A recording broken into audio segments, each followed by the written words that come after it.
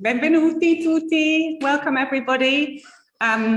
Wonderful to be back in this space. I think for many of us, perhaps not all of us, the first time back in person in a lecture for some considerable period.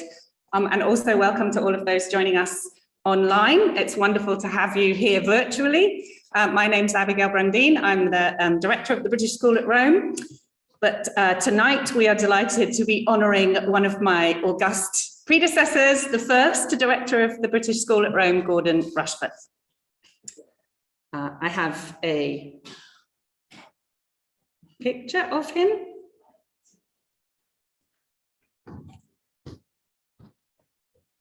Which Pepe is going to. Okay, so Gordon Rushforth in a beautiful boater on the right-hand side of this image. The first director of the BSR, as I said, and he carried out two principal Rome-based projects during his career. Both were medieval in nature, hence the focus of this new named lecture series is medieval. The first project of Rushforth's was a major study of the newly excavated church of Santa Maria Antiqua in the Roman Forum, which still today remains indispensable for the study of that site. And the second was the first attempt to write an analysis of a description of Rome, which was written in the early 13th century by an otherwise unknown English author, identified only as Magister Gregorius. And I found out only last week that the manuscript of that text is housed in my own Cambridge College, St. Catherine's. So very shameful that I didn't have that knowledge before. Who better to deliver our inaugural Gordon Rushforth lecture than Professor Rosamond McKitterick? Rosamond won't need much introduction for many of you present this evening, both in person and online. She taught for many years at the University of Cambridge in her capacity as 1937 Professor of Medieval History until her retirement in 2016. Rosamond is a Fellow of the Royal Historical Society, the Royal Society of Arts, Manufacturing and Commerce, and the Society of Antiquaries, and also of a large number of learned academies and institutions worldwide. Rosamond has published to date an enormous number of books and edited books and articles, 29 books and edited books, 171 articles and chapters to date. Her most recent book came out in 2020 with Cambridge University Press, the monograph Rome and the Invention of the Papacy, the Liber Pontificalis. And we were talking about that just this morning as we explored the depths of the excavations underneath St. John Lateran. Rosamond's association with the British School at Rome is very long and very deep. She has been chair of the Faculty of Archaeology, History and Letters since 2013. She's stepping down from that role at the end of this year, and we're all incredibly grateful to her for her many, many years of dedicated work and service to the BSR, from which we have all benefited. And I hope very much that the end of her period of work will not mean the end of her period of coming to see us. So I'm really delighted to welcome Professor Rosamond McKitterick as our inaugural Gordon Rushforth lecturer this evening. Thank you.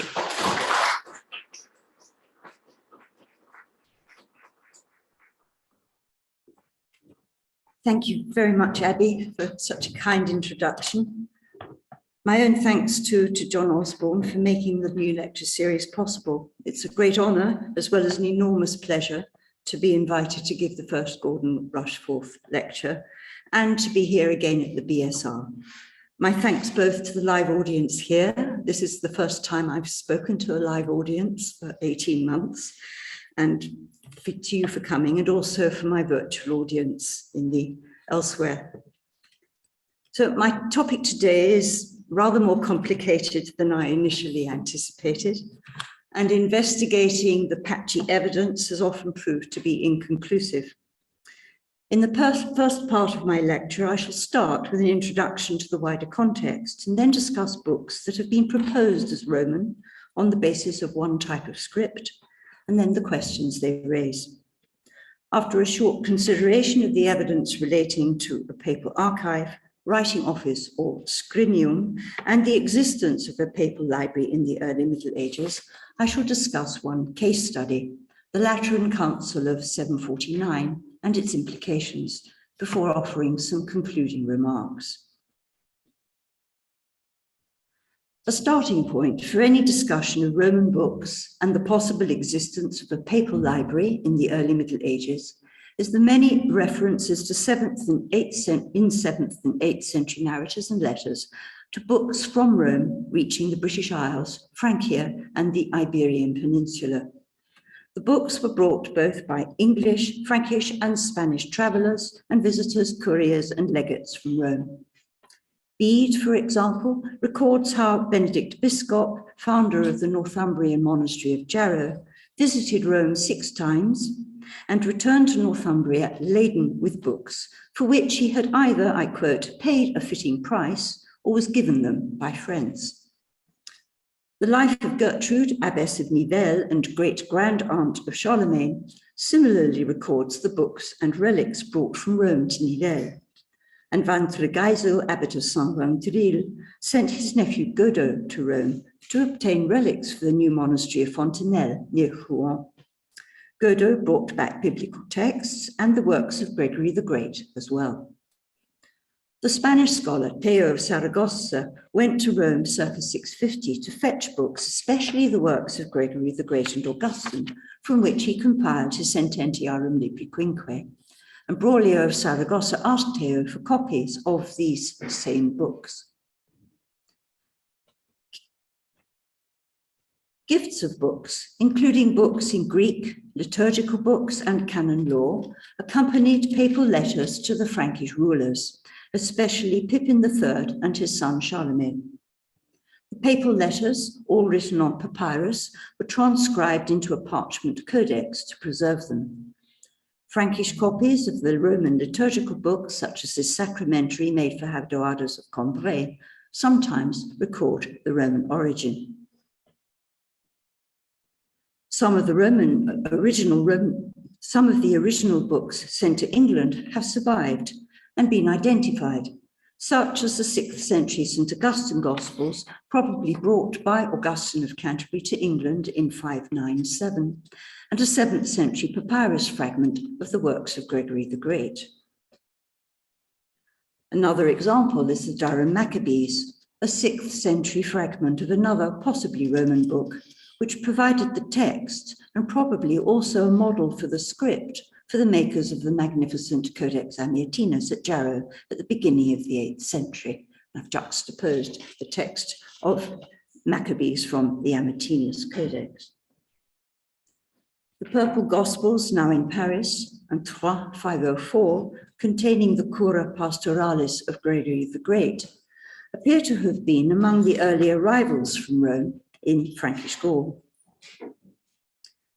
The lack of secure recognition of Roman script by modern scholars has greatly hindered the identification of other such volumes, and thus the potential role of Roman books in the dissemination of knowledge, until the Italian paleographer Armando Petrucci proposed the notion of Roman uncial in relation to this very volume you see on the slide on the right, a copy of Gregory the Great's Cura Pastoralis. Petrucci identified a small group of manuscripts from the late 6th and early 7th century with a similar kind of monumental uncial script, as well as similar scribal discipline and preparation of the parchment, all of which were closely associated with the dissemination of the works of Pope Gregory I. He actually labelled the script Lateran uncial and distinguished it from the script in other books that he described as urban Roman. A further group of imitative copies of Gregory's works indicated their dissemination to Spain, Francia, and northern Italy. In these, the uncial letter forms of the supposed exemplars were imitated by the scribes rather than copying the text in their own local scripts, in a similar way to that we have already noted in relation to the fragments of Maccabees in Durham and the copy in the Codex Amiatinus. The identification of such a well-formed script in books dating to the turn of the 6th century might imply a script developed for the dissemination of the works of a particularly prolific author. Such an association has also been posited for the scriptorium of Wearmouth Jarrow and the works of Bede. In the case of Roman uncial, however, Petrucci argued the case for a tradition of uncial script and book production already established in Rome, and suggested that a number of early 6th century codices with a sufficiently similar lapidary script might also be from Rome. Petrucci's discussion emphasized the considerable problems of identification in the late 6th and 7th centuries, for there appeared to be insufficient grounds for proposing any coordinated Roman scriptorium in the sense defined by Giorgio Cencetti, where the production of books and letter forms conformed to a single standard, as distinct from places where the scribes were essentially free to write as they wished, and in the types of scripts to which they were accustomed. Manuscripts written in half uncials, such as the London half uncial fragment, also need to be taken into account. Show you that again. Nevertheless, some codices can be grouped according to a local or regional style with analogous graphic characteristics, in Petrucci's phrase, some of which had other internal evidence which indicated production in various centres in and around Rome. The continuity of a distinctive graphic tradition in codices with clear affinities with one another throughout the 6th century and into the 7th already suggests a centre or centres with conservative traditions. This continuity is stretched still further with Petrucci's suggestion that a group of codices from the late 8th and early 9th centuries should also be numbered among the books written in the script characterized as Roman uncial, albeit of a decadent type. This group included the 2-volume Homily of Agimund, written for the Church of the Sancti Apostoli in Rome, the volume attributed to the subdeacon Eugenianus, containing Acts of the Apostles and other biblical texts, a collection of canon law, and this volume on the right containing the epistles of Paul. The script, style, and layout was characterized by Petrucci as the last flicker of a long and glorious graphic style.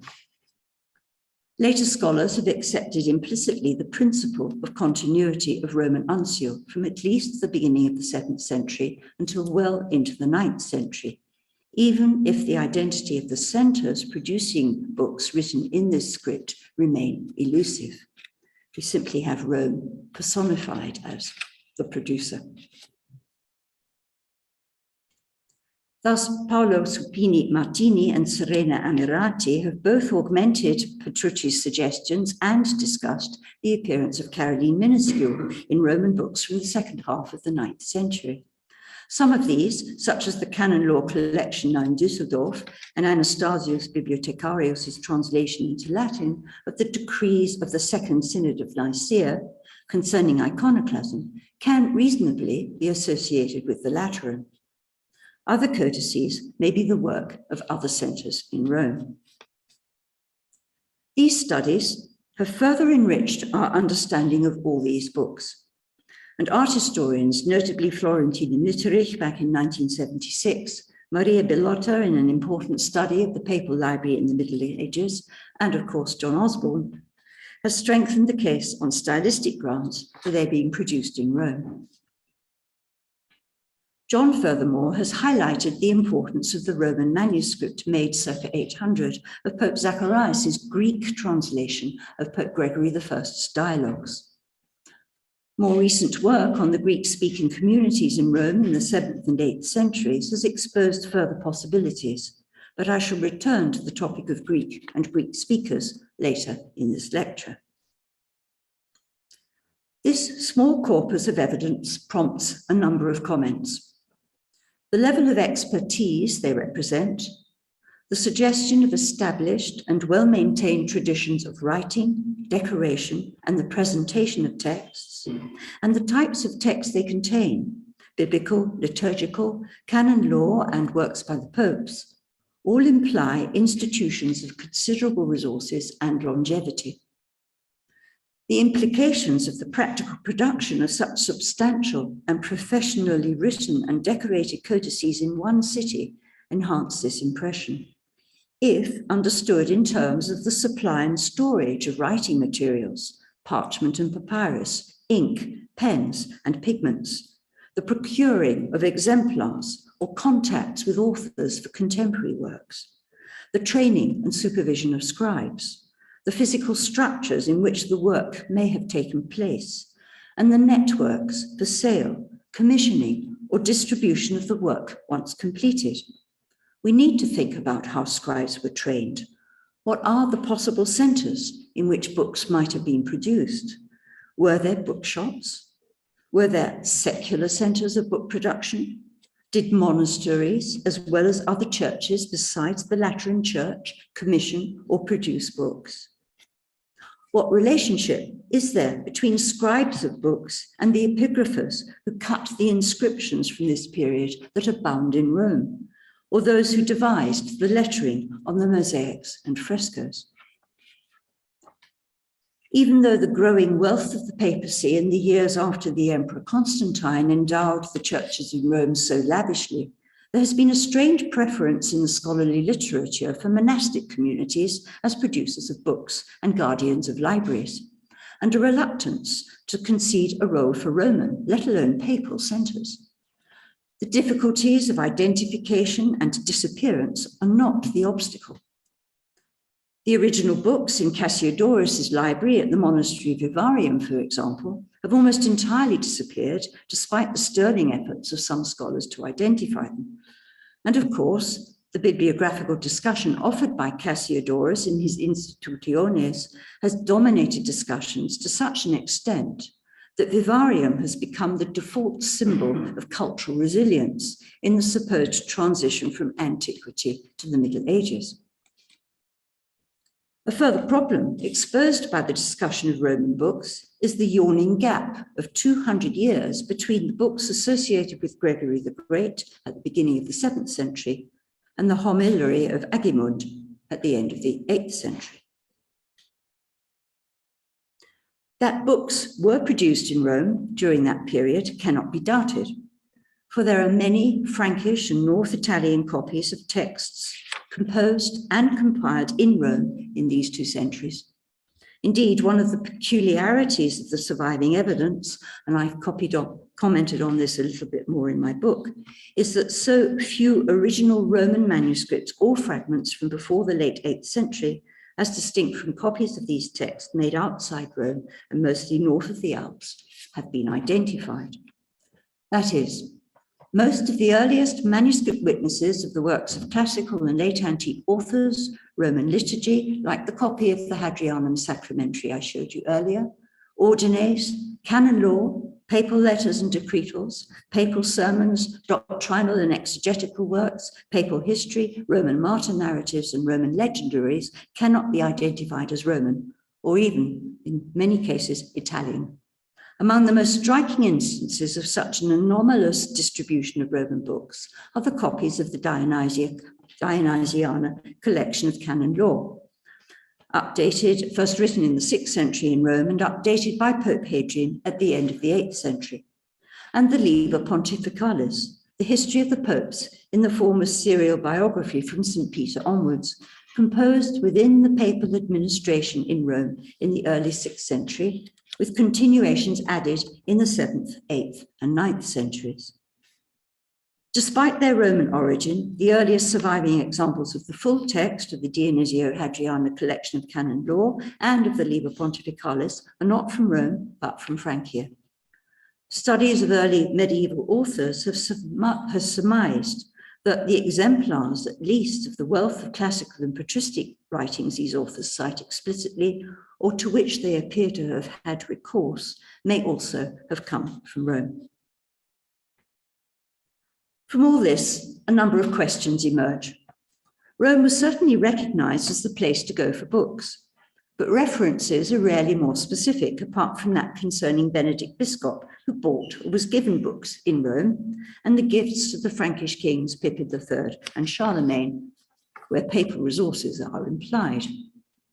None refers explicitly either to a papal library or to a centre of papal book production, whether within the Lateran itself or in one of the group of monasteries serving the Lateran founded by the popes, or elsewhere in Rome.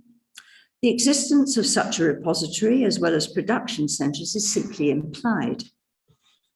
But where were they? Was there a papal centre of book production?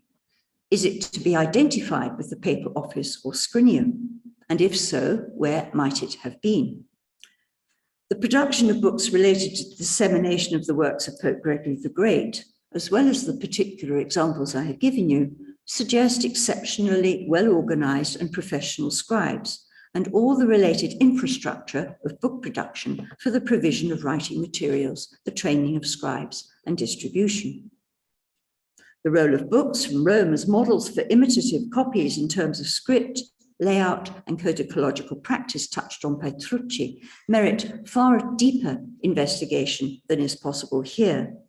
But again, the extant evidence of such copies, as well as the late 8th and 9th century texts produced in Rome earlier in the 7th and early 8th centuries, also implies no break in the steady production of Roman texts and Roman books.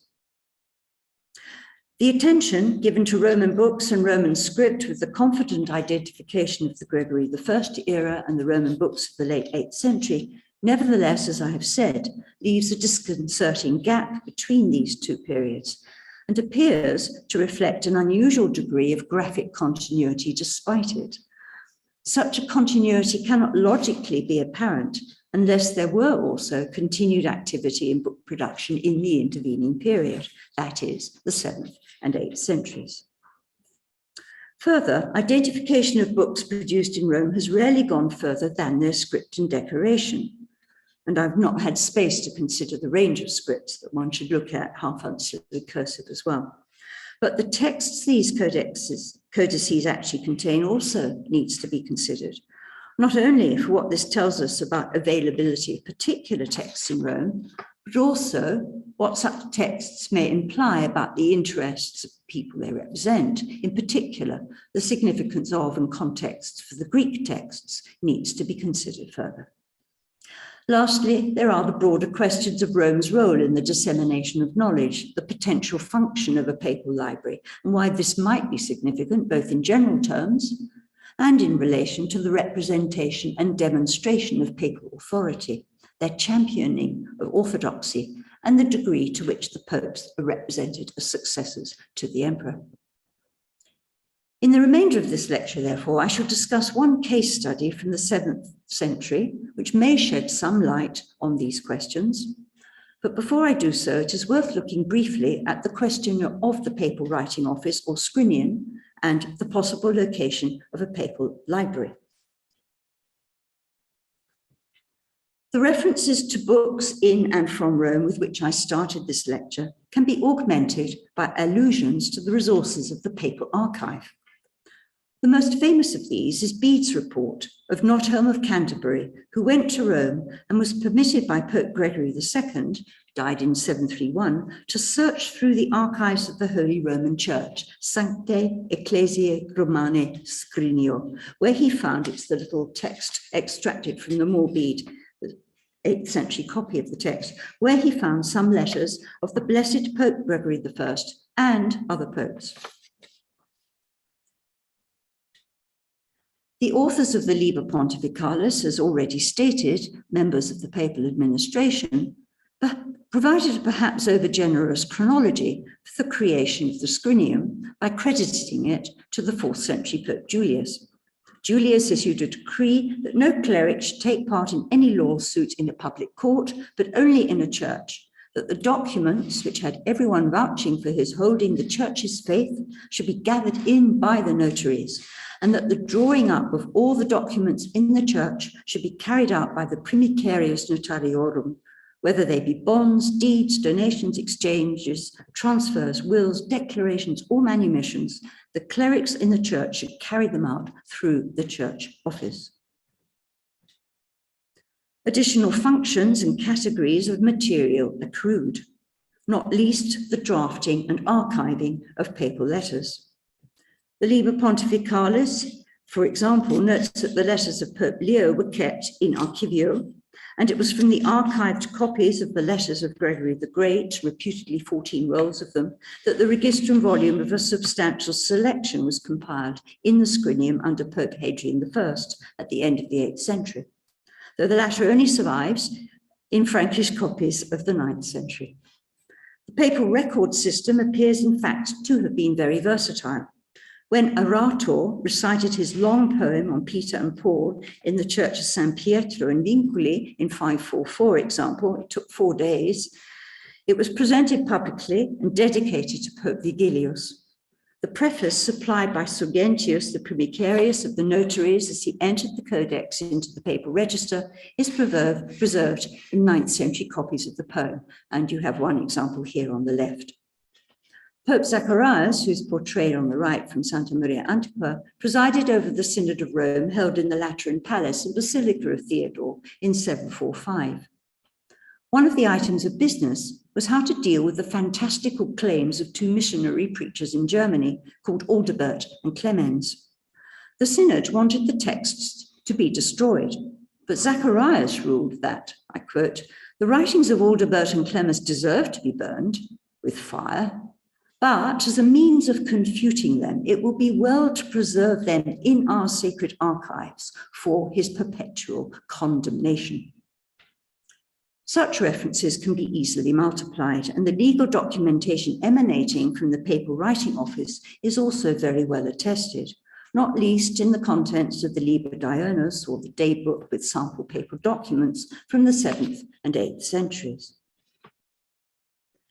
References to a library using the word bibliotheca are less common, but the description in the Liber Pontificalis of the establishment by Pope Hilarus of 1 or 2 libraries at a church of St. Lawrence, probably the oratory of St. Lawrence at the Lateran, the founding of a library by Pope Agapetus on the Tuline Hill near the Lateran, whose remnants are still claimed as the bibliotheca today, if you go down Clivoscalo, and Pope Gregory I's registrum respond to a request for a book of the Acts of the Holy Martyrs, but he, I quote, "was not aware of any collections in the archives of this our church or in the libraries of the city of Rome, unless it be some few things collected in one single volume."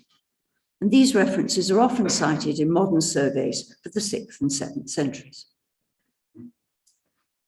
Further, the Frankish redaction of the life of Gregory II, the Pope who died in 731, notes that as a member of the papal household in the time of Pope Sergius, who was Pope until 701, Gregory was made a subdeacon and sacrarius and put in charge of the library. In 9th century papal sources, there are further references to individuals with the title of bibliothecarius, Theophylact, Megistus, and Anastasius, who is always called Anastasius Bibliothecarius. There seems to be sufficient evidence for a papal collection of books, though it is not clear whether it was part of the papal archive, a reference collection attached to the Scrinium in some way, or had a separate identity as a bibliotheca. Where such a collection might have been is another matter. But since the discovery by the young Philippe Lauer in 1900 of an early medieval fresco portrait of an author and a painted inscription, the focus has been on the undercroft of the Sancta Sanctorum in the Lateran complex, which, alas, we don't know much more than what Lauer discovered all those days ago. Lauer was only able to excavate a narrow tunnel. I think you can see on the left and in the picture on the right, the way the tunnel works in the excavation. But his report remains the tantalizing starting point for speculation. The portrait, apparently of a writer, could be an early medieval equivalent of the busts or medallions of ancient authors, ornamenting the ancient libraries mentioned by a number of classical authors in describing the imperial libraries of Rome. Pliny, in his Natural History, for example, referred to likenesses set up in the libraries in honor of those whose immortal spirits speak to us in the same places. Remnants of such portraits were found in the villa of the Papyri in Herculaneum and are to be found portrayed in imaginative reconstructions, such as this one you see here. don't know the source of this. I found it, I'm afraid, on the web, but somebody may know. The portrait found by Lauer and published in 1918 in colour by Joseph Wilpert need not be of Augustine as supposed. John Osborne has suggested that it could just as well be of Jerome. The date has also been disputed, with a range from the 6th to the 8th centuries. Again, it is John who has drawn attention to parallels between the decorative elements and the letter forms, as well as the style of the portrait, and those in the Theodotus Chapel of Santa Maria Antiqua. These would suggest an 8th century date for the painting. This would coincide with the building of a tower and portico and other decorative activity commissioned by Pope Zacharias and recorded in the Liber Pontificalis. A mid-8th century date for the painting and decoration, however, does not preclude all these additions and decorations as restorative work to an already existing structure and space. The inscription's mention of the eloquence of the Roman tongue has also led to the suggestion, from Lai onwards, that this was a reference to collections of books in Latin, and another separate library of Greek texts was implied. If the small decorated space Lai found under the Sancta Sanctorum, which is also in proximity to the oratory of St. Lawrence, were indeed a corner of a much larger space, and thus where the papal library might have been located, if you put this into Italian, you would realize how speculative all this is. It begs the questions of how it fitted into the other buildings that archaeologists have been able to propose for this part of the Lateran site. On the slide here, I have put Lauterhand's reconstruction, updated by Hendrik Dye in his new book published last month. And there again, you see it's A on the map. It is interesting to compare this with the position of the ground floor scriptorium and first floor library on the St. Gallen plan, an idealized monastic layout drawn circa 820.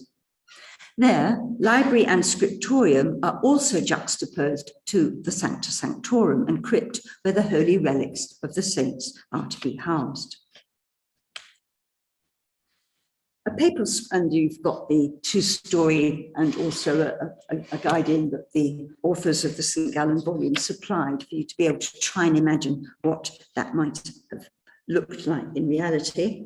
And then here is another imaginative reconstruction of a scriptorium. So a papal scriptorium can perhaps be imagined in some kind of proximity to the book collection. That collection in the 6th, 7th and 8th centuries presumably included papyrus rolls as well as codices, as we might need to envisage scenarios like the scriptorium I just showed you and book containers such as these.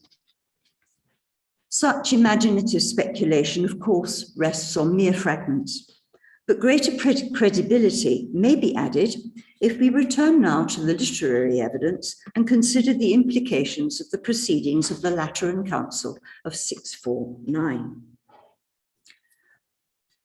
The Lateran Council of 649 comprised 5 sessions held between the 7th and the 31st of October in that year, and was convened to resolve the monothelite controversy involving those who asserted a single operation and will in Christ, and those who affirmed 2 operations and 2 wills corresponding to his 2 natures, divine and human.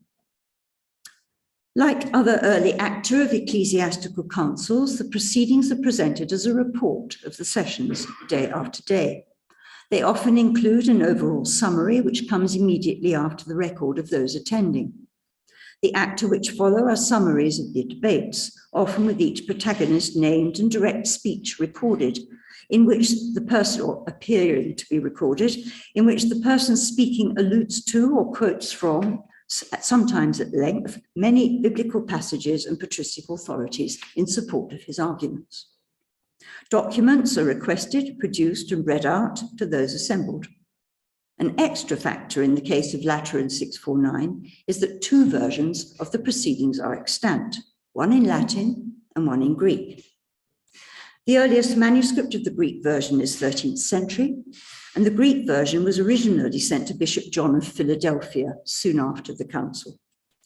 The Latin version survives in an early 9th century Frankish codex made at Saint-Amand from a copy sent from Rome to Bishop Amandus of Maastricht in the 7th century.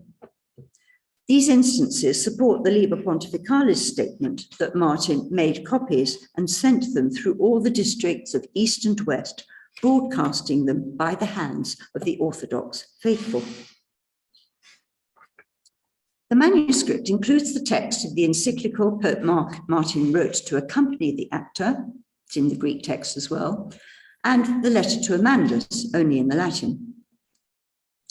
Martin says he has sent a copy of the entire acta on volumina, the word usually used for papyrus rolls. The possibility that many more books from Rome were originally on papyrus, so much more vulnerable a writing material, is something I've discussed more fully in another context, so I shall not say more now. But it is also relevant to any discussion of why so few books from the 7th and 8th centuries that once might have been in the papal library have not survived. The proceedings of the council were conducted in Latin, but the text editor Riedinger argued that the Latin version sent to Francia in the 7th century from Rome was a translation of the original Greek text, which was the formal redaction. His argument has, of course, raised the question about the status of the speeches put in the mouths of Martin and all the Italian bishops. As Richard Price has suggested, we should not think of the acta as verbatim reports, but as a blend of prepared speeches delivered and then revised for the text that was circulated. The speeches present sophisticated theological exposition of the points in dispute. Extracts from both heretical and orthodox texts were read out at the sessions, and Pope Martin himself has substantial interventions attributed to him. Certainly, documents and florilegia had to be prepared beforehand, as at every council, and the chapters and canons with which the synod sessions concluded could also have been prepared in advance. The lengthy commentaries on theological points undoubtedly suggest advanced preparation, much as one prepares conference papers in advance. But as in any meeting, topics or questions could be raised or unexpected interventions occur. During session 2, for example, a request is made for a letter from Paul, Patriarch of Constantinople, to be read, and it has to be fetched and read out in a Latin translation. The acta thus naturally enough represent an edited and improved account of proceedings, for we see the authoritative text prepared for dissemination, east and west. In other words, whether or not the acta represent the actual script of the synod, as distinct from a text padded out subsequently for Western and Eastern readers with the relevant Greek text in Latin and the Latin text put into Greek as necessary, does not detract from the significance of the document's reliances on the Lateran's resources. The preparations for the synod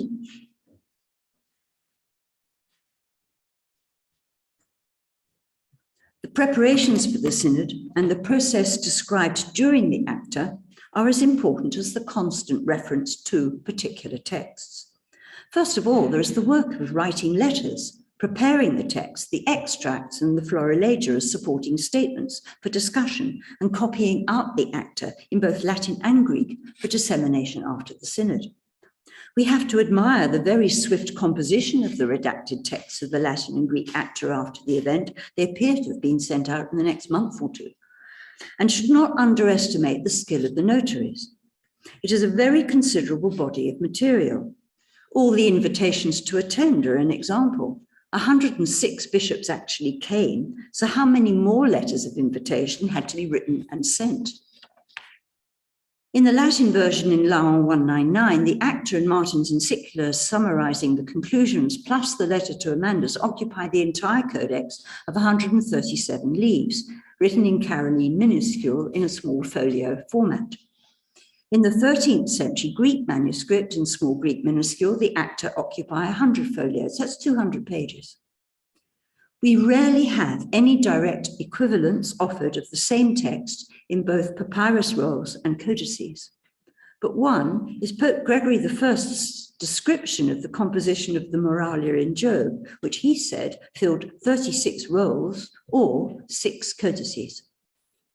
the sheer quantity of books, collections of papal letters, collections of other conciliar proceedings, and the Florilegia referred to in the course of the synod appear to be a striking witness to the use and contents of the papal archive and scrinium. You're not expected to read this, but it's Leclerc's reproduction of the list that De Rossi actually proposed when he read the proceedings of Lateran 4.9 as the contents, possible contents of the papal library. Proceedings were orchestrated by Theophylact, the primicarius notariorum, or the head of the papal administration, with the assistance of 4 other regional notaries, Exuperius, Anastasius, Pascal, and Theodore. Time and time again in the Latin Acta, Pope Martin is recorded as saying, "We have a text on this very issue in our sacred archives and shall produce it." Then Theophylact says he has brought it from the sacred scrinium. He uses the bibliotheca on one occasion, and then the regional notaries take it in turns to read out the various texts that are produced, always name by name. Exuperius then read out the following text, translating it into Latin, if necessary, from the Greek. The texts are all specified by author and title. This seems to me really strong evidence of a reference collection close to hand. It was from this same collection that the Florilegium of excerpts from different collections deployed in session 5 was compiled, in which 2 already existing Florilegia by Maximus the Confessor and Sophronius of Jerusalem were included, in order to affirm that Christ had 2 wills and 2 operations. When all the texts referred and cited are added together, it amounts to a substantial reference collection of biblical, patristic, conciliar, and exegetical texts. It cannot be proven that all these Greek and Latin texts were together in one single library, but the Acta account makes it sound as if these were indeed in the Archivium, Scrivium, and Bibliotheca of the Lateran. That's a further illustration from the manuscript of the way it's set out and the different speeches given their authors, the people giving them. The bilingual nature of the proceedings, with the recourse to Latin and Greek, and the Latin translations of Greek texts read out, are a striking confirmation of the dominance of both Latin and Greek as the principal languages of formal communication in the notably cosmopolitan and multilingual city of Rome in the early Middle Ages. We are in a far stronger position to understand the presence and activities of Greek-speaking officials, immigrants, and political and religious refugees, mainly from Palestine and Syria, often into the 2nd and 3rd generation, as a result of the classic study by Jean-Marie Sansterre on Greek monasteries in Rome, and the more recent work by Clemens Gantner, Vera von Falkenhausen, Maya Mascarinec, Philipp Winterhage, and many others. All of these scholars have drawn attention to the cultivation of particular Eastern saints' cults, the introduction of elements of Eastern liturgical observance, and the creation of new texts, especially saints' lives and passiones, as well as Greek translations of existing Latin texts in Rome, for which there was a Greek reading audience. Zacharias' translation of the dialogues of Pope Gregory I that I mentioned earlier is a case in point. But of course, the painted inscriptions in Greek in the church of Santa Maria Antiqua, which Gordon Rushforth transcribed and identified more than a century ago, need to be understood in this wider context. So do bilingual texts still extant, from the 6th century Lord Greek 35 to Latin and bilingual Latin and Greek glossaries from the 9th century. These need further work. This is one manuscript that Serena Amirati has talked about recently. Here, one could also recall Pope Paul I's gift of Greek books to Pippin III, which Gastgeber has identified as standard school texts for consolidating a knowledge of Greek. And this suggests attention being paid to the continuing needs of diplomatic and cultural exchange. A number of bilingual individuals, as well as communities of Greek speakers, have been identified, notably within the Lateran and among those holding papal office itself. The Liber Pontificalis itself draws attention to the family origins of the popes, but it makes clear how many of them have been trained in Rome, if not in the Lateran household.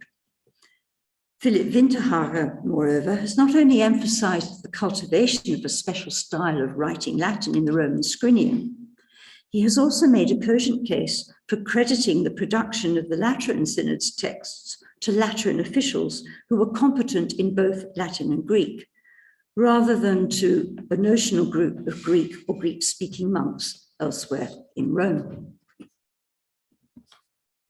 Well, it's time now to draw some of the threads of this lecture together.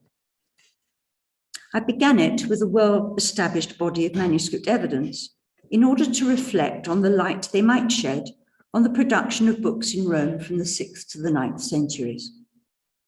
I then turned to the papal resources indicated by the proceedings of the Lateran Council of 649 and their implications, not least for the Latin and Greek-speaking communities in the cosmopolitan and multilingual city of Rome in the 7th and 8th centuries. These resources continue to be drawn on, as is evident in papal letters during the 8th century. I haven't had time to go into detail about those. The popes appear to have been presiding over a very substantial library that remained a crucial resource throughout the 9th century as well.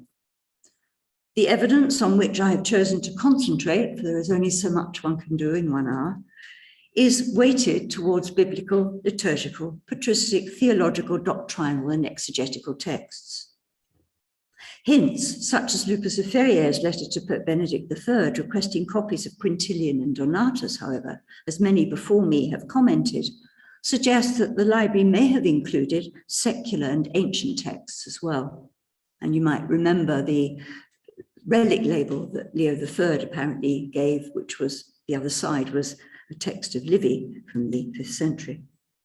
The journeys to Rome I mentioned at the beginning of the lecture, and Lupus's request seemed to indicate knowledge of what might be available in Rome, and raised the question of whether there was once some kind of catalogue of the books in the late papal library in circulation, similar to 9th century compilations such as these from Lorsch and St. Gallen, compiled to tell you what the books were there. Further, there is a considerable body of evidence pointing towards book production in a number of centres in Rome. The Papal Writing Office may have been one such production centre. The Lateran collection of books, whether of texts actually produced in the Papal Writing Office, in other centres in Rome or elsewhere, appear to have been regarded as a source of texts. In this respect, the regret Pope Martin expressed in his letter to Amandus at the end of the letter, that because his library was empty or reduced to nothing, the phrase used is ex inaniti sunt, is curious to say the least. He says that the text couldn't therefore be copied, and in any case, the man Amandus had said was in far too much of a hurry to leave Rome. Were too many people borrowing books in order to make copies? Was there an organized system of provision of exemplars? Were texts usually made available to visitors or scribes to copy? Was any control exerted over the copying process, such that the Pope himself was kept informed, or at least the Primicarius Notariorum? Were copies sold or given to visitors? Was there a system for formal distribution at particular moments? Were visitors supplied with authorized copies of particular texts, much as Martin sent an authoritative version of Lateran 649 to Amandus? Did visitors make their own copies from versions available in the papal archive or bibliotheca? Did they pay for them? Acquire copies of books in Rome from other sources? Did they otherwise supply their own writing materials as well as scribes? Of course, I can't answer any of these questions, but I think they need to be asked. Of course, other institutions in Rome at the time can be surmised to have possessed books, and I dare say private individuals did as well, if we allow ourselves to imagine parallels between the wealthy members of Roman society in the early Middle Ages and similar individuals elsewhere. Annicia Juliana is a classic instance. My discussions of the few books that are thought to have been produced in Rome, references to the papal scrinium and bibliotheca, their possible location, as well as the implications of the case study of the Lateran Council of 649, all indicate that papal library can be thought of in pragmatic terms. That is, it remains legitimate to ask where it was, what was in it, and even what practical utility it served in the period between the 6th and the 5th and the 9th centuries. A further consideration, however, is the symbolic dimension of the papal library. The popes sought to emulate and eventually replace the Roman emperors as rulers in Rome. This manifests itself in their rhetoric, in their physical impact on the city of Rome, and in the ideological claims they make as the rock on which Christ built his church. And you can see how that notion is received in this 9th century text I've put on the screen from Walafrid Strabo. The Liber Pontificalis, moreover, a narrative history of the bishops of Rome, deliberately presented in a similar format to the serial biographies of Roman emperors by Suetonius and the authors of the Augustan history. The imperial libraries of the ancient world had been opulent and dramatic symbols of wealth, power, and prestige, as well as storehouses of contemporary and older learning and literary masterpieces, with an extra element at times of being a repository of approved authors. If such a display were to be transliterated into papal terms, the papal library maintains a comparable status of wealth, power, and prestige. But it is also a repository for orthodox and authoritative texts on all aspects of the Christian religion. Imperial libraries have been described as archives in sacred places which offered a religious protection for the words. If such a description can be applied to the papal library, it would be no accident that the library might have been in such close proximity to the Sancta Sanctorum and the oratory of the Roman martyr St. Lawrence, as well as the Lateran Patriarchum and Basilica of the Saviour. Sacred place, knowledge, records, religious protection, and power were all combined in Roman ways of thinking about libraries, as much in the early Middle Ages as they had been in the ancient world.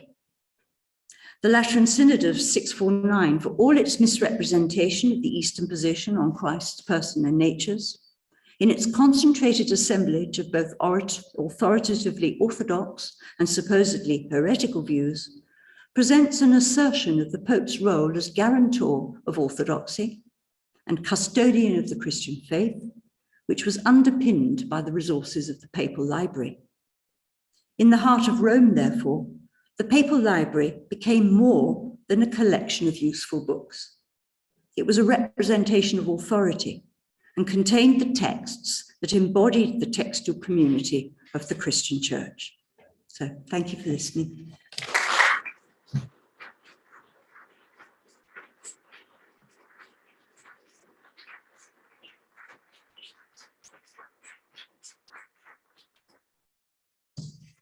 Thank you so much, Rosamond. That was absolutely fascinating. What a mystery you have laid before us.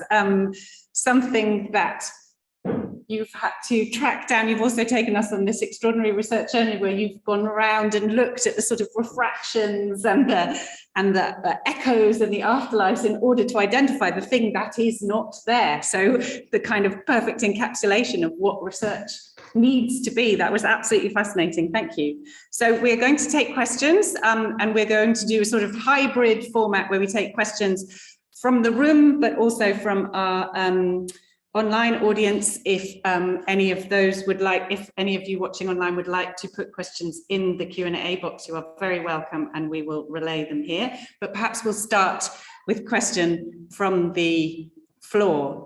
We have a roving microphone, so if somebody would like to start, then the microphone can come to you. So please wave.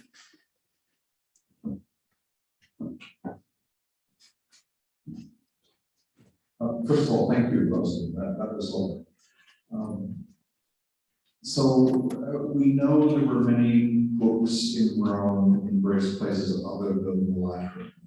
For example, the inscription in San Clemente from the 740s that says, you know, the priest has provided all these books. And if we multiply that by the number of, you know, literally in every other kind of church and monastery, there must have been, if not many hundreds, possibly thousands of books. And I'm just going to challenge you a bit on the thought that they might have been papyrus books, because every image of a book that we have that you showed Zacharias is a codex. Right? We don't have any images. I can think of off the top of my head anyway of Lumina at this time. So I think that begs the question. You know, it's like the back to the murder mystery analogy is that, you know, the dog that barked in the night, well, it wasn't one. And so I know there is no evidence of what happened to them, but would you kind of speculate at all? Thank you very much, John. I'm very glad you've raised the question of whether these books were on papyrus, especially the books in the churches and titularly. It's a problem that I have thought about a little, and I think it is a difficult one. I can think of the Gundahinas Gospels, which represent, don't they, the evangelist holding us a role, one of them does. But it may well be, and this is only hazarding one possibility, that when we're talking about liturgical codices and biblical codices, that those are codices, whereas when we're talking about texts, Gregory was actually conscious that, Gregory I was conscious that there were papyrus rolls and codices. He actually specifically refers to both. So it may well be that there's a differentiation according to the category of text and whether it might be more likely that some might be on papyrus or not. We know that the papal writing office Scrinium, the chancery, as it were, carries on using papyrus into the 11th century. And we have enough copies, not very many, but we do have enough copies of papal letters into the 9th century on papyrus to suggest that certainly as an immediate material, papyrus would be used. So that I think it's worth our while considering the degree to which there may have been very much older codices of papyrus kept. We don't know in what form texts of theology or whatever are arriving from the East either. If we're notionally thinking of collections of rolls, papyrus rolls, theology coming through into Rome, brought in people's baggage. Of course, we don't know, and it's just possible that the ones that had to be enduring, the gospel texts, the Bible texts, the sacramentaries, the particular books, perhaps they were the only codices and papyrus was the other, but it is entirely speculative. I'm thinking of also some of the liturgical books that we have.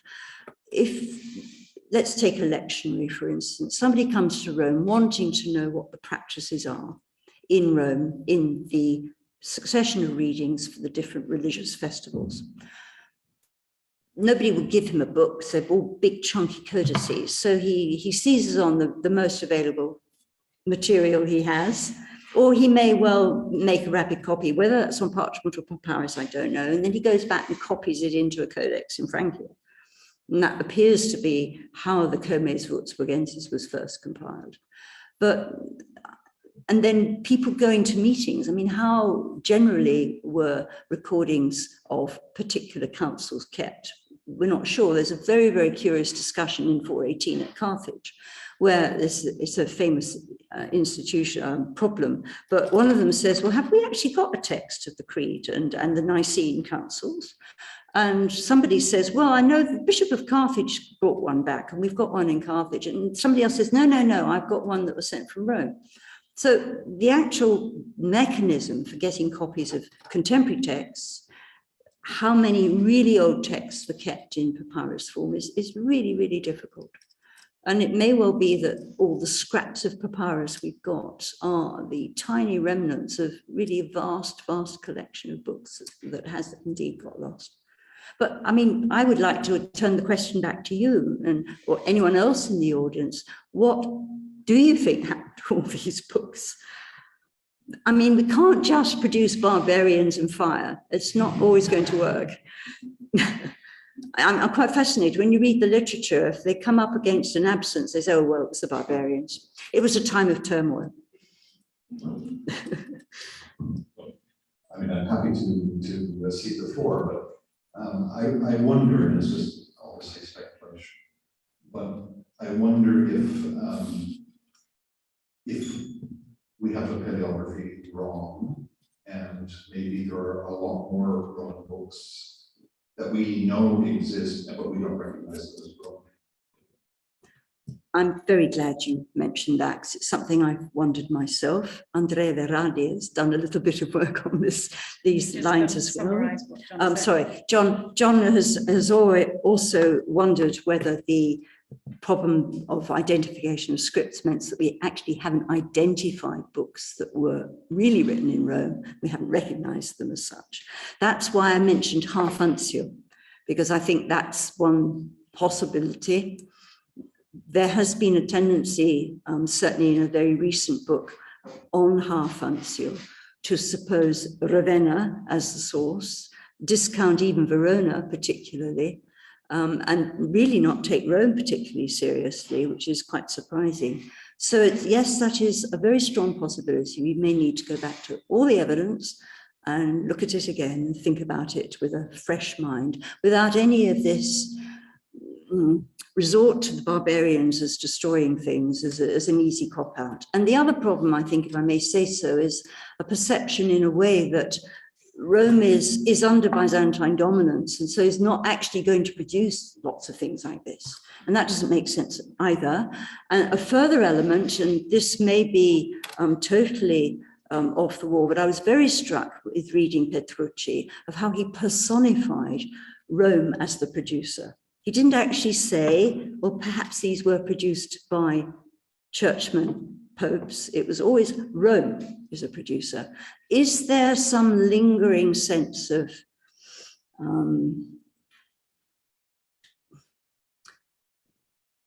discomfort, perhaps, with the transition from secular to ecclesiastical book production?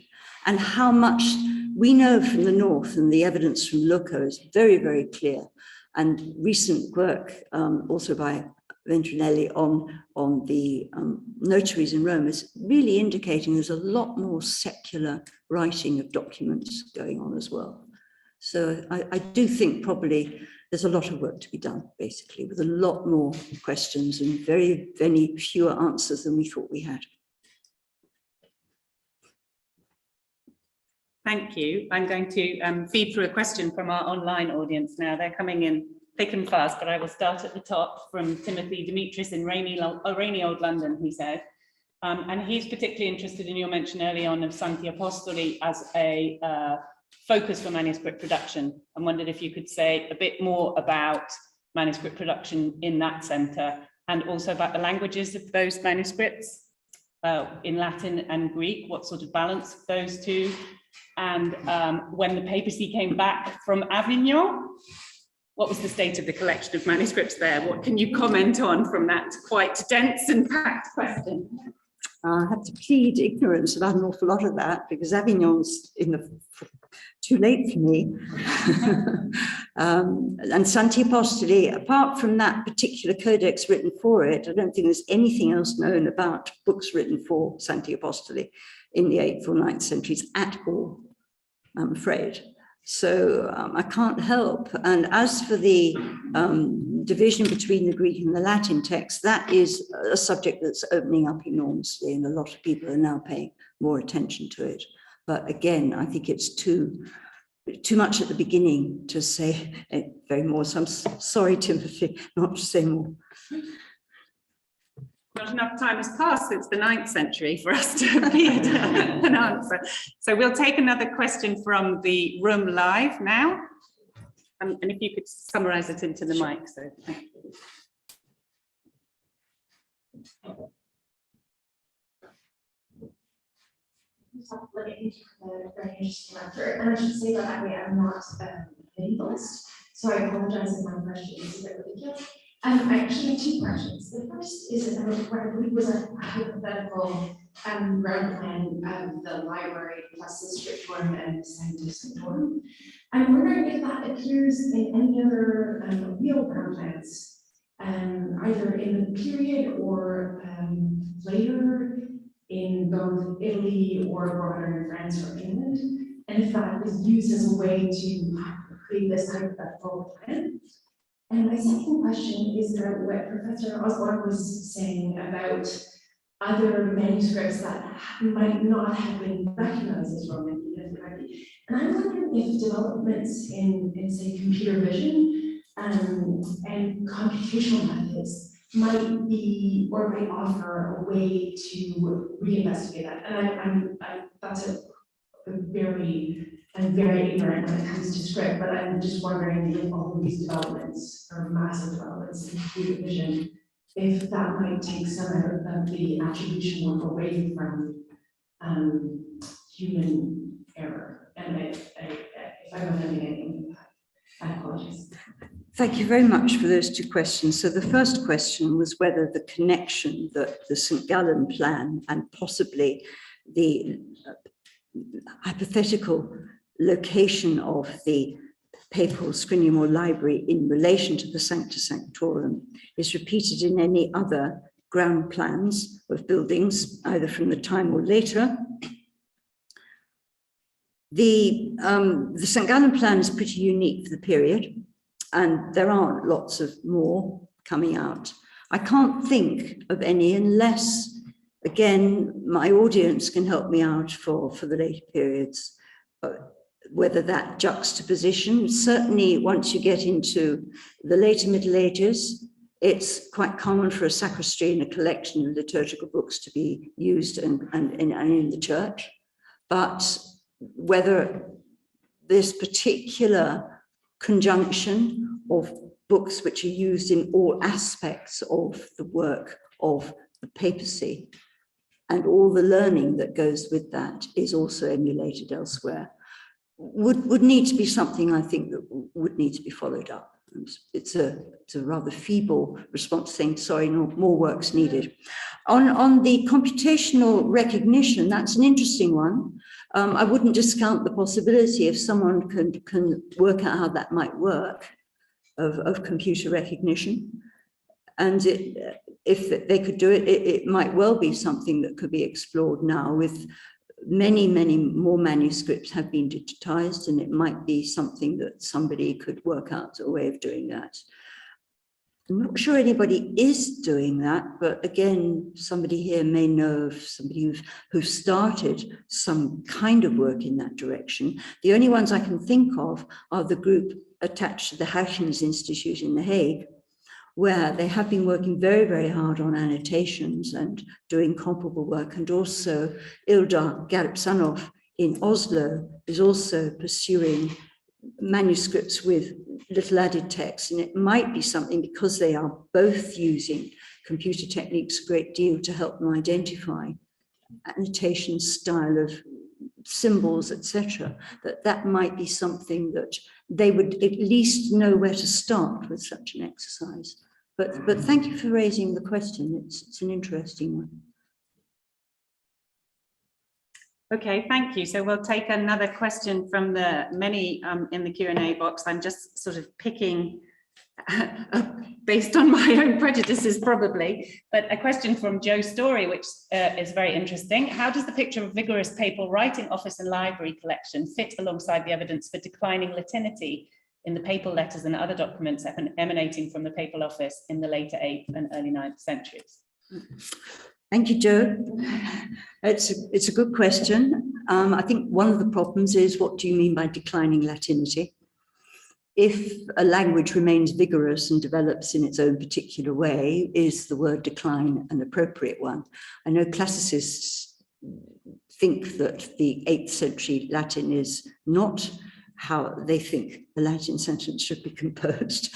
But that doesn't mean to say that decline is an appropriate way of thinking about it. And I think that some of the work that's been done, especially by Richard Price and Richard Pollard, on the Latin of the 7th and 8th centuries, really particularly interesting in this respect, the degree to which the particular style of learning, cursus and writing, is still manifest, whether in letters or in some small parts of the Liber Pontificalis. And there's also a very interesting observation that Richard Price made when he finished the translation of the Codex Epistolaris Carolinus, which is the papal letters to the Frankish rulers, which we published together with Doreen van Espelo and Richard Pollard earlier this year. And those were the letters from Gregory III through to Hadrian. Richard has also made a translation of the Acta of Nicaea of 787, which include a copy of the letter, which was actually originally in Latin, preserved by Anastasius Bibliothecarius in his translation of the Synod of Nicaea, the full text, whereas in the Greek text of 787, there was a summary which didn't actually include a lot of the things that Pope Hadrian had originally said. And Richard commented that the Latin of the letter that Pope Hadrian sent to the Eastern Emperor, which is then reproduced in the Acta, was very, very much more formal and literary, and if you like, more towards the classical end than the Latin of the letters he sent to the Frankish rulers. And it was a really interesting comment because, of course, at the time, the Carolingian rulers and the people at the Carolingian court were doing their utmost to get the Latin back to classical standards. And it was wrenching it away from the Latin as it had developed into more classical modes. So maybe that wasn't happening in the papal chancery, but there were a few individuals within the chancery who had learnt to write Latin in a much formal way. And the other thing I think it relates to is the whole question of the bilingual activity of these Greek-speaking and Latin officials in the chancery, in the degree to which either or both of them were learning the other language second and as an extra language, or learning to write it. And it's a very complicated process, writing formally in another language, as we all know to our cost. So that the whole language issue, I think, is something that does need, I'm afraid, more work again. And I think that in this respect, it's some of the new work and discoveries about the Greek, the school text, Latin school text, the glossaries, and what role they are playing in how Latin is used and how it is developing in this period. It's a really very interesting topic. So thank you for raising it. We could take another question from the room. Yes, we have one down here in the third row. Harriet's just on her way with the microphone.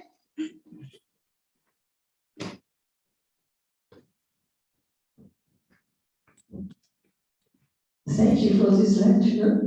And you showed this interesting manuscript of a Latin glossary. How do you date it? And then I wanted to ask, did you ever find a Roman manuscript with a Latin Greek glossary, even if the Greek was written in Latin letters? Right. First of all, the Latin glossary I showed is 8th century. Vera asked whether what the date of the Latin glossary I showed on the slide was, that 3321, and also asked whether there are Greek Latin glossaries, but with the Greek transliterated into Latin. I can't think of one produced in Rome that I'm certain of, for reasons that I've explained this evening. But yes, there are such glossaries or sections of glossaries in manuscripts from north of the Alps. I coined the term glossary Christophany some years ago for very, very strange manuscripts, which contain not just one glossary, but several, and different types of glossary with specialist terms for particular things. And some of these include Latin Greek glossaries, where sometimes, and in fact, most of the cases, that the Greek is transliterated. Now, there is one glossary that I wasn't able to track down before I got to Rome, which was published by Goetz, very, very long Latin Greek one, because I wanted to see whether I could illustrate that particular one on the slide, because he thinks it was compiled in Rome. So I'll have to write to you afterwards and tell you about that one, if I may. Thank you. So we'll take another question from our online Q&A. This one from Claire Burridge, who sends her greetings. And she says she's wondering about composite manuscripts. Have potential Roman origins been considered for many such codices? And she has some specific examples in mind, including Bibles from the 8th century combined with mid-9th century medical collections, etc. So that could that be broad? Those are often medical texts are broadly labeled as Northern Italian, but I wonder if this should be broadened to include Rome. Thank you, Claire. It's another really interesting question. I don't think I know enough about your medical collections to comment really very helpfully. And one other problem, as you know from the example of Laon 199, Laon 199, as I told you, contains the Lateran Synod and the letter to Amandus and the encyclical. But on the last folio, somebody at the end of the same century added a medical recipe, which records ingredients, as Claire has identified, which aren't actually recorded much before that period at all. So it's very intriguing, but it bears no relation to the contents. Whether you've got other composite manuscripts where the other elements of it fit together, I think is a really interesting question. And it may well be that into the 9th century, we've got a greater security with the work that's been done by people like Paolo Supino Martini and Serena Amirati and many others on 9th century manuscripts, and indeed into 10th, that we may get further.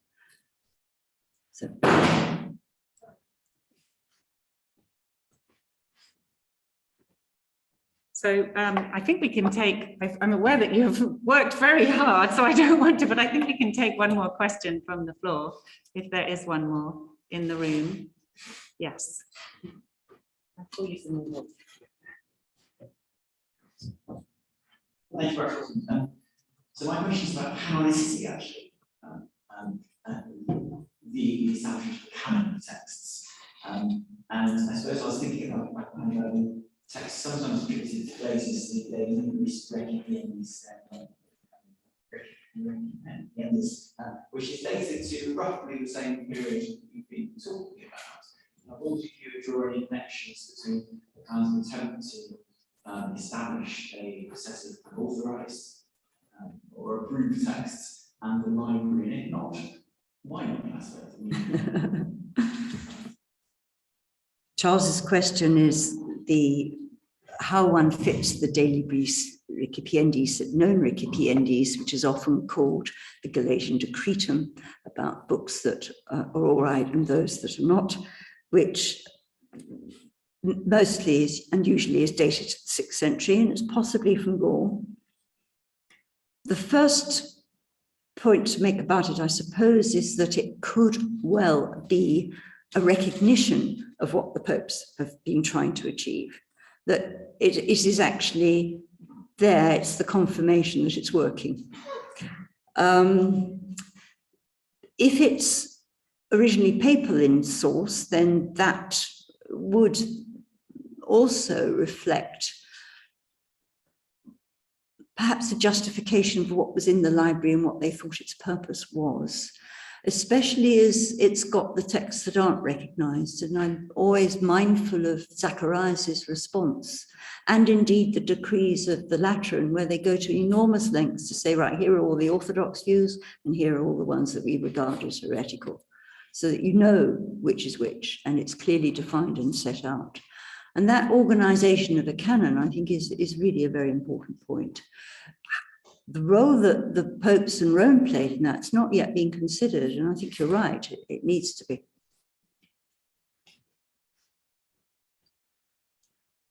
Thank you so much, and thank you to you all for your questions, and apologies to those who've filled the Q&A with lots of other really interesting questions. I don't know if we can save that so that you can have a look at it afterwards in case there's anything else to follow up on, but we can. Pepe's nodding, so we can do that.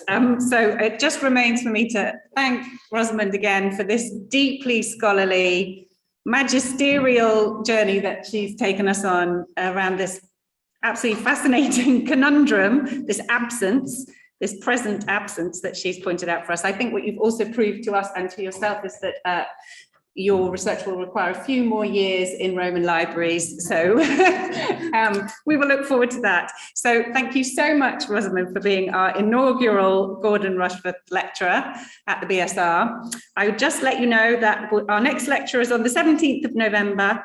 Julia Boecker will be lecturing on harbours and working boats of the ancient Mediterranean. This is the Rickman lecture. Do join us online or in person, and thank you all so much. And those of you who are here in person can now join us for a drink.